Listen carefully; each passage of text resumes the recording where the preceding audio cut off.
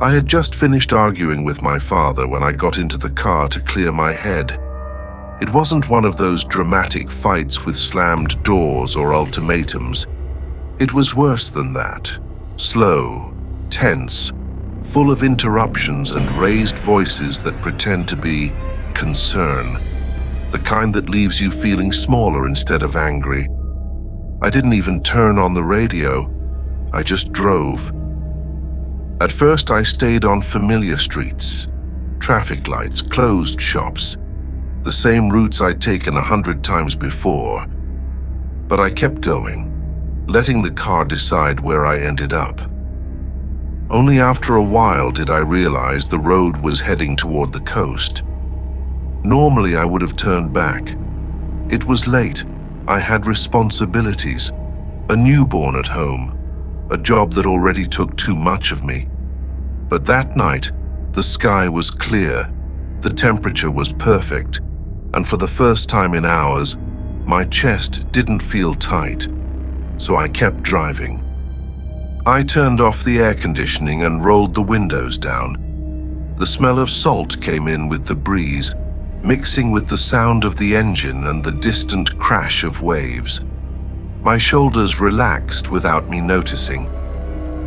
By the time the sun was starting to dip toward the horizon, I pulled over.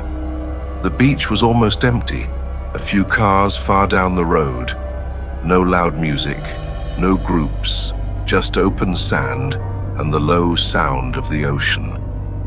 I took off my shoes and stepped onto the sand. It was still warm from the day. I walked a little, then sat down without thinking too much about it.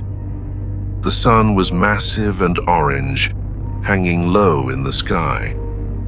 It felt close, not physically, but emotionally. Like one of those moments that makes you forget time exists. I sat there longer than I meant to. Eventually, I stood up, brushed the sand off my hands, and told myself it was time to go. Then I stopped. I don't know why. Maybe it was stubbornness. Maybe I wanted to prove something to myself. Or maybe I just didn't want to rush back into the noise of my life yet. I decided to walk closer to the water. The ocean was cold, shockingly so. I stepped in anyway, letting the water wash over my feet.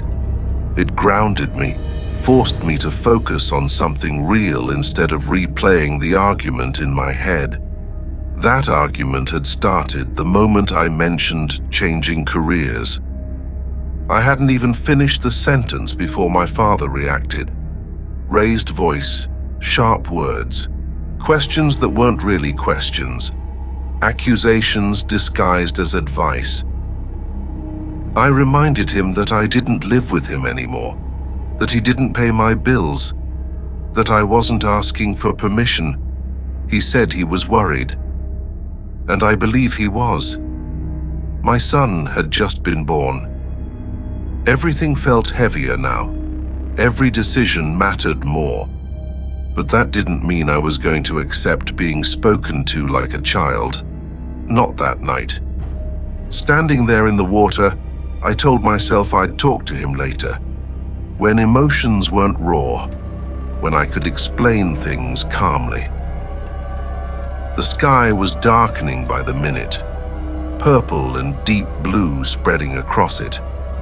I stepped back from the water, wiped my feet in the sand, and turned toward the car.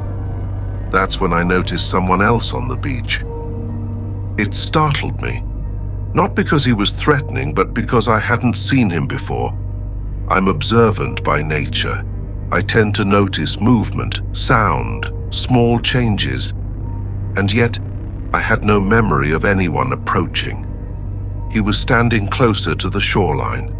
A man, tall, broad shoulders, barefoot, wearing only shorts. His beard was thick, unkempt. He looked solid, heavy. I slowed down instinctively. Something about the way he stood made me uncomfortable, arms crossed, staring straight at the ocean, not moving.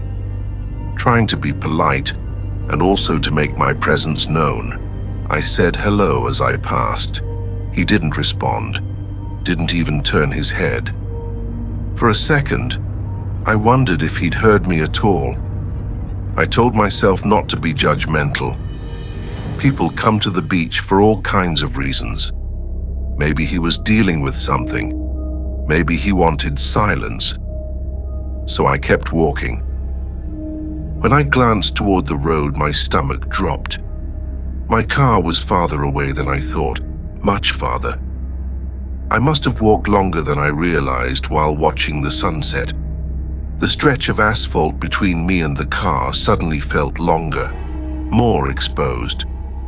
Instead of walking straight back along the road, I decided to cut sideways across the sand to reach it more quickly. It seemed like the smarter option at the time. That's when I heard footsteps. I turned around. The man was closer.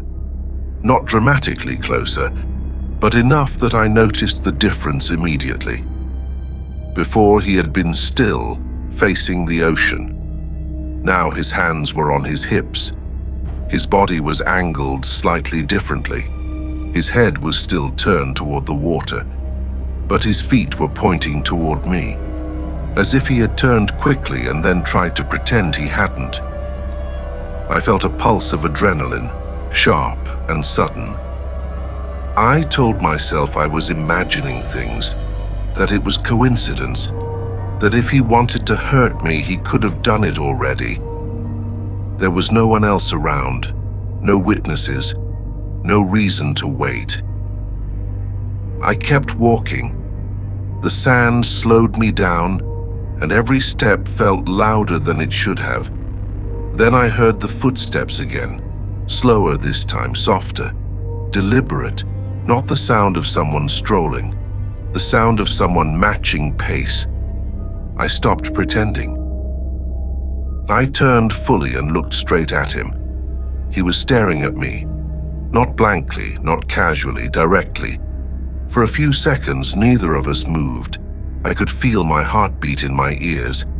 His eyes widened slightly, like he hadn't expected to be caught looking. That was enough. I turned forward and ran. Instantly, I regretted it. Running in sand is brutal. My legs burned. My breath came in short bursts. I hadn't been taking care of myself lately. Too much work, too little sleep. Fast food when I could manage it. Behind me, I heard him running too. He was faster. Even without looking back, I knew it. His footsteps were heavier but more controlled. He wasn't panicking. I was. I aimed for the road. Reaching the asphalt became my only thought, my finish line, the place where things might even out. I hit the pavement and kept running. The sound behind me didn't stop. The fear fully settled in then. Why was he chasing me? What did he want? The light was almost gone. No street lights, no nearby houses, just open darkness and the sound of my own breathing. The thought hit me all at once. If he killed me here, no one would find me for hours, maybe longer. I reached my car and fumbled for the keys, deactivating the alarm without turning around. I threw myself inside and locked the door. He was so close I could feel it. He slowed down and walked past the car like nothing had happened. I sat there, shaking, trying to catch my breath.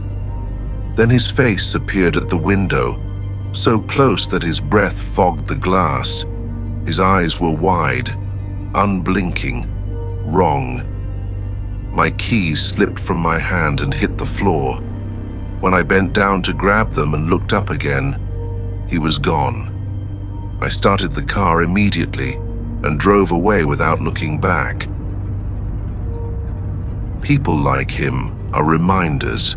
No matter how calm a place looks, no matter how peaceful the moment feels, you always need to stay alert. Because sometimes danger doesn't announce itself.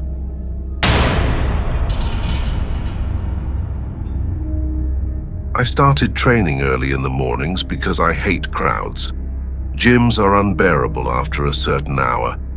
People waiting for equipment, groups standing around talking, influencers setting up tripods, filming themselves, blocking mirrors, getting annoyed if you walk through their shot. I don't like switching machines mid-set. I don't like distractions. And I definitely don't like being rushed, so I adjusted my schedule. I woke up earlier, much earlier. The gym opened before sunrise, and at that hour it was usually quiet, just a few serious people, the kind who came to train, not to socialize. I compete in Ironman races, long-distance triathlons. My training isn't casual, it's structured, timed, repetitive. I follow a plan down to the minute. Sometimes I trained with my coach. Sometimes he met me there. But that morning, he didn't. He'd sent a message the night before saying he couldn't make it. I didn't think twice about it. I'd trained alone plenty of times. When I arrived, the parking lot was almost empty. One car near the entrance, another farther down. The front desk lights were on, but I didn't really pay attention to who was there. I scanned my card, walked in, and went straight to the locker room. The gym floor was quiet, no music yet, just the low noise of machines and air conditioning. Perfect. I trained for almost 2 hours. Bike intervals, strength work, core, everything according to plan. By the time I finished, my body felt heavy but good, the kind of exhaustion you earn. I grabbed my things and went to the women's locker room to shower. The showers were at the back, a long row of stalls separated by thin walls and doors that never quite closed properly. Nothing luxurious, just functional. I turned on the water and stepped in. The hot water hit my shoulders, and for the first time that morning, I let myself relax. That's when I heard it. A whistle. Soft, casual, almost playful. At first, I didn't react. Gyms start filling up as the morning goes on. I assumed other people were arriving. Maybe someone was in a good mood. Maybe the staff had turned on music somewhere. Then the whistle turned into a tune. Not loud, not rushed. Something about it made my stomach tighten. I told myself I was being paranoid. I rinsed the soap out of my hair and turned off the water. I needed to leave anyway. I didn't want to run into the morning crowd. As I stepped out of the shower and wrapped myself in a towel, the lights went out, all of them, instant darkness. For a second, I just stood there, blinking. My first thought wasn't fear, it was annoyance. Of course, the power would go out now, I thought. I won't even be able to dry my hair. That was genuinely my biggest concern at that moment. I twisted my hair into the towel, creating a makeshift turban, and started getting dressed by memory. Sports bra, leggings, shoes. That's when I heard the whistle again, closer and different. The tune was the same, but the tone had changed. Slower, dragged out, like someone enjoying the sound of it echoing. My heart started pounding. I stopped moving. I grabbed my bag and moved as quietly as I could toward the toilets at the back of the locker room. I slipped into the last toilet stall, locked the door, and lifted my feet up, balancing on the seat so they wouldn't be visible underneath. I held my breath. Then I heard a voice. "Is there anyone in here?" A man. The question itself wasn't aggressive, but the way it was said made my skin crawl. I tried to think logically. Maybe he was staff. Maybe he didn't know the power was out. Maybe he just didn't want to scare someone. But something felt wrong. I didn't answer. A few seconds passed. Then he spoke again. "I know someone's here." My throat went dry. I was alone. No coach, no phone. I'd left it in my locker. There were 10 toilet stalls in that bathroom. I was in the last one. I heard the sound of a door being pushed open. The first stall. Then his voice again. "I'll find you." The words were calm, almost amused. I pressed my hand over my mouth, trying to control my breathing. The second stall, the sound of metal hinges creaking in the dark. I could hear my own heartbeat, loud, fast. The third. My eyes burned with tears, but I refused to cry. Crying would make noise. Noise would give me away. The fourth stall door opened. Then he laughed. Not loud, not sudden. A slow, satisfied laugh. Like he was enjoying himself. Like this was a game. I hugged my bag to my chest, shaking. That's when my hand brushed against something inside it. Hard, small. I froze. Pepper spray. I'd started carrying it months earlier after a friend insisted. I'd never used it. Almost forgot it was there. My hands were trembling so badly I could barely grip it. I aimed it toward the door. If he opened it, I wouldn't hesitate. I didn't care who he was. I would spray and scream and run. Before he reached the fifth stall, another voice cut through the darkness. "Hey, where are you?" A second man. "In the women's bathroom," the first one replied. "What are you doing there?" the second voice asked. "We need to go, now. Everyone's already gone." There was a pause, then footsteps. Retreating, the whistles stopped. Silence swallowed the room. I stayed there. Minutes passed, maybe more. I didn't move. When I finally lowered my feet and unlocked the door, my legs felt weak. The locker room was still dark. I stepped out slowly, listening. Nothing. I walked toward my locker, every muscle tense. My hands fumbled as I opened it and grabbed my phone. My fingers shook as I called my boyfriend. I whispered, "I'm scared. I'm at the gym. It's dark. I think someone's here." His voice sharpened immediately. "Go back to the bathroom," he said. "Lock the door. I'm calling the police.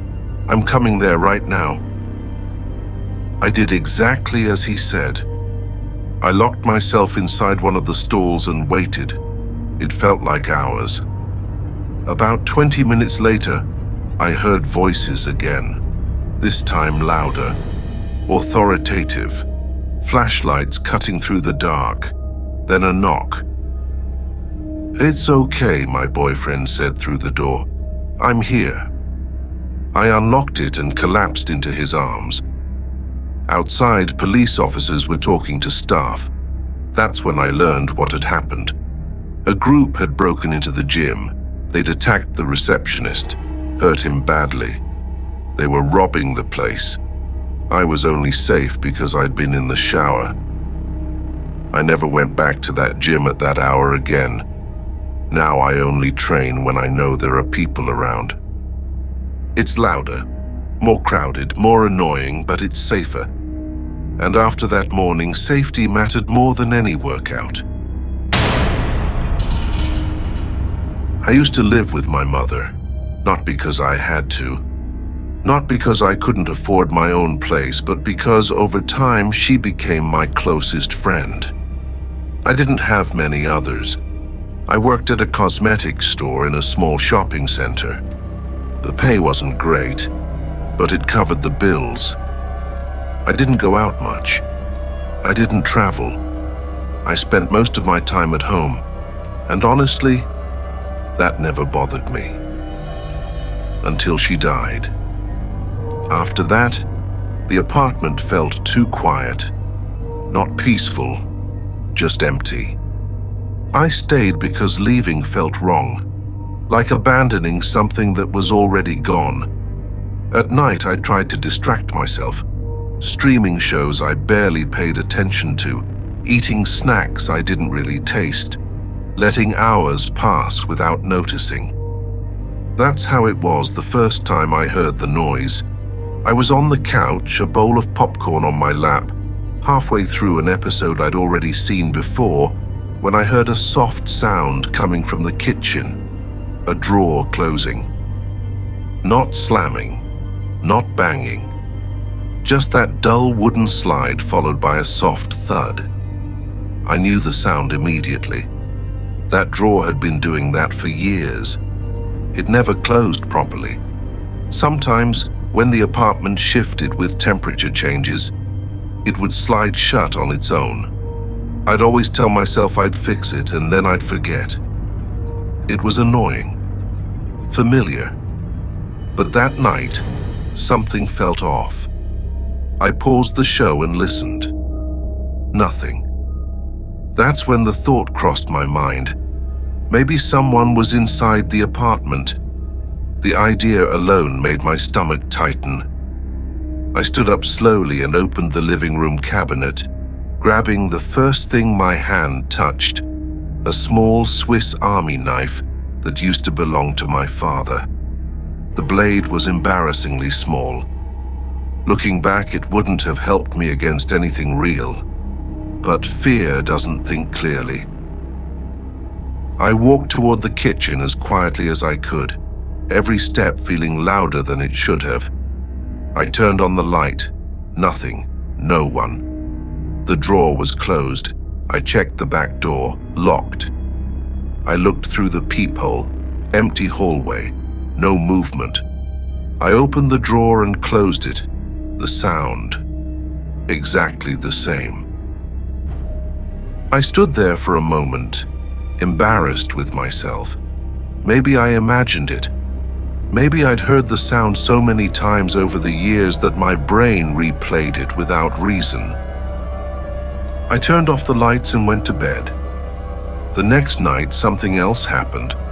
I came home from work and found a cat sitting right outside my door.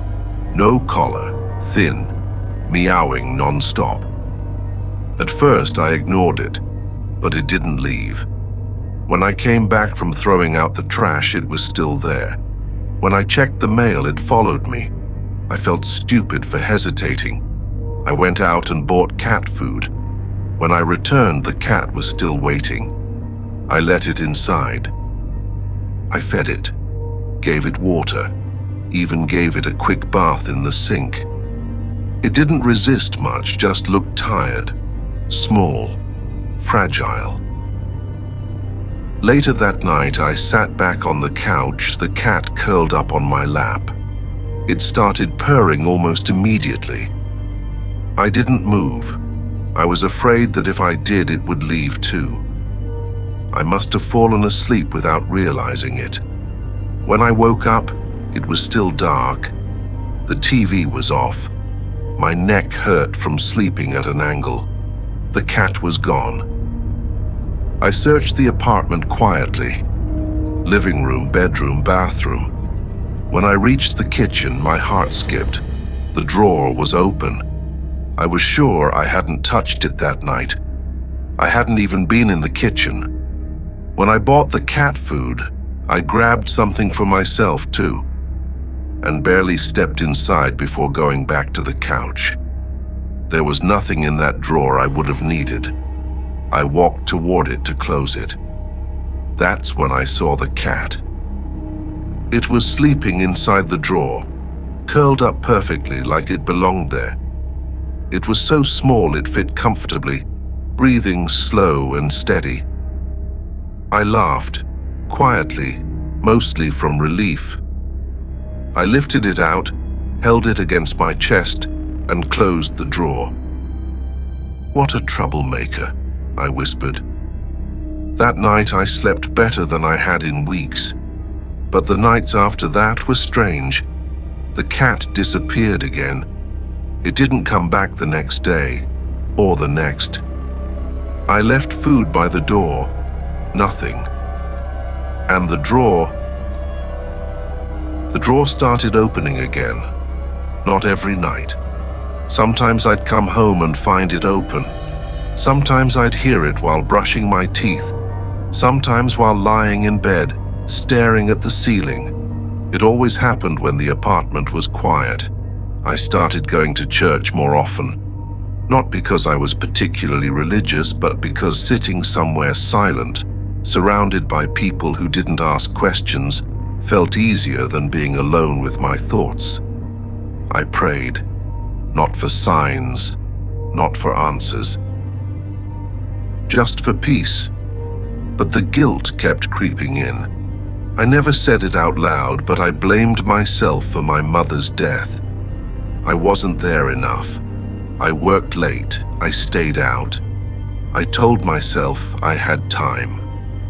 The night she got sick, I wasn't home. Nothing I did caused it. I knew that logically. But logic doesn't silence guilt. One night, after another long prayer, I came home and found the drawer open again. I stood in front of it for a long time. I didn't close it. I went to sleep. That night I dreamed of my mother. There was nothing strange about the dream, no glowing light, no warnings. She was in the kitchen doing something ordinary. I couldn't even remember what. Before I woke up, she looked at me and said, "You never really opened that drawer." That was all.